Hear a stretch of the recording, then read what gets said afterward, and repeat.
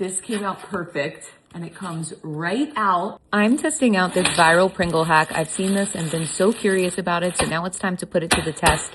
This one, I put some Pringles in a bag and I crushed it, and I'm adding some marshmallow and graham cracker. Once you add that in, you can mix it all together, and then I have some chocolate chips here. I am doing the double boil method for this. It always works out so much better. Just melt that down. Perfectly melty. And now get your Pringles container ready because we're pouring the chocolate in, putting on the cap, and just swish this all around upside down. You want it to line the sides. This is another container. Keep the chips whole and add chocolate in here as well. And now you can add them both into the freezer.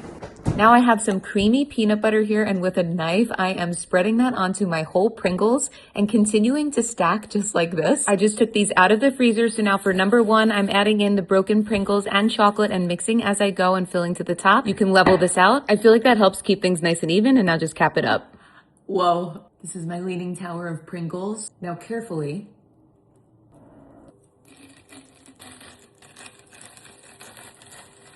I mix my chocolate chips with my peanut butter chips to get this one. Let's see if this works. Now just let these freeze again. Now I've seen people do this two ways, one where they crunch the chips, one where they don't. So I wanted to try both to see which one comes out better, because you never know with the internet. Nice and firm, loosen this up, just start that rim, and now just pull. Okay, this is working.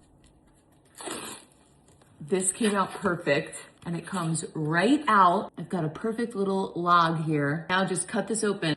So these are my s'mores one, and I cut these into 1-inch little rounds. This is nice for that time of the month where you want something salty and sweet. And I know people are gonna say that this is unhealthy. Obviously, it's a dessert, but it's a treat. So obviously I don't have it all the time, and I only have it here and there. Now for my peanut butter one, give it a snip. Once you cut the lip, you can peel. Just keep pulling. This came out perfect. This is huge. And now here's how these turned out. This just looks like a sweet and salty dream. I think this is gonna be my favorite. And I could have probably made these walls even thicker. So now we're gonna try these. Here's my little s'mores cake. I love the chips. Time for this guy. There's really no contest here. This is by far my favorite and the best method. The chip taste doesn't come through as much, but with this one, it definitely does. And I love it layered with peanut butter. Hope this helps if you've been seeing this viral Pringle trend to identify what's the better way. Now you know. This looks awesome. Look how good this turned out. And now I can just pull this right up.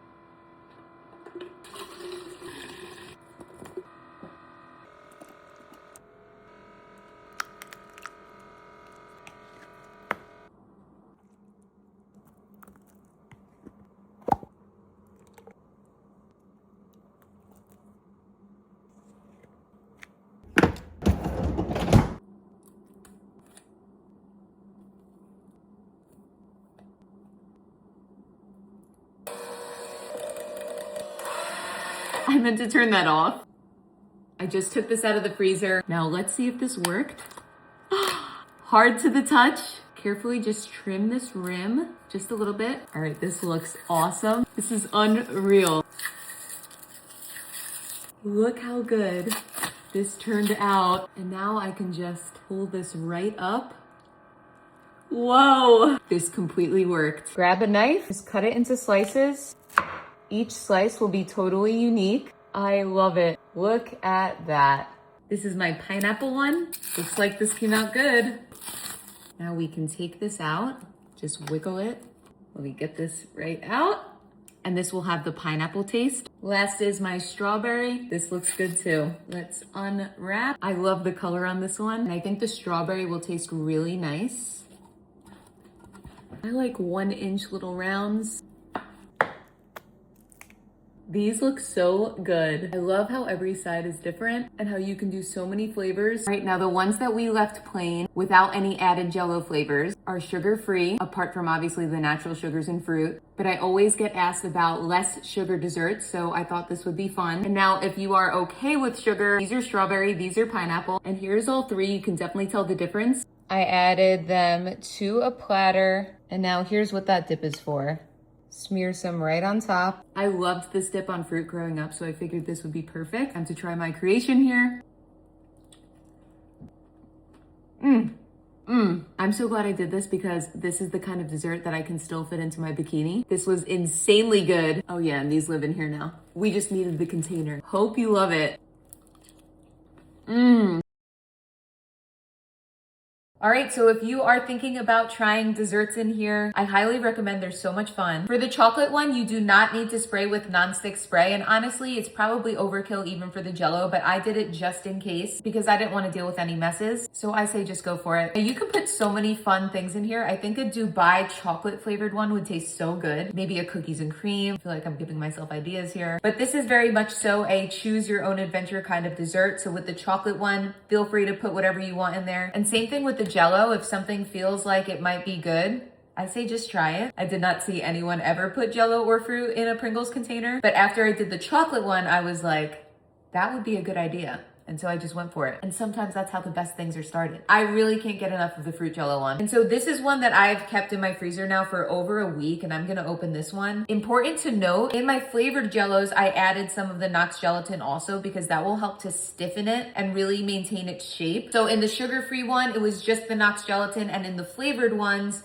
I also added some in there too. Just wanna emphasize that because without it, I don't think it's gonna come out as well. Now I decided to just try doing it without, and I probably way overfroze this. This one was done with just jello. I definitely left it in here too long. And so that is another lesson here. I would say tops, I left mine in about 30 minutes. And then once I cut them into slices, you do not have to put them back in the freezer after you've already sliced them. They're only going in there to set. And if time is not a factor, try putting it in the fridge. You don't have to put it in the freezer. I just did that because I wanted it to set a lot faster. And I knew that I would be around to just keep watching it. But if you don't mind, just try putting them in the fridge, especially if you don't think that you will be setting a timer. And if you're a frequent forgetter, because this is rock solid and you don't want it to get to this point. So I'm actually glad that you get to see what happens when this goes wrong too. Now my suspicion is that if I didn't over freeze this, I think the regular jello on its own, which is what this was, would have just fallen apart. I've tried doing jello molds where you just pour jello and that's it. And honestly, a lot of times they don't work because they don't stiffen up enough. So it was my intent to show you that mistake, but I ended up showing you a different mistake. But take my word on it. I really think if you only use jello and don't add the Knox Gelatine, that this would not fully set the way you want. This looks like a frozen smoothie. Really so many fun different options that you can put in here. I'm definitely gonna be trying more. And I thought it would be fun today to show you a nice blooper. I saw this in my fridge and I was like, I knew it was gonna be a fun one. If you're liking my YouTube videos, feel free to sign up for my free newsletter. You can find that at heybrooklynbee.com. And I also have a DIY membership club where I send full instructions, tips, links, etc. once a week to your inbox. You can find that there too if you're somebody that likes to incorporate different crafts and recipes into their life. And thanks so much for watching, everyone. I really appreciate each and every one of you. If you haven't already, click that subscribe button and I'll see you next time.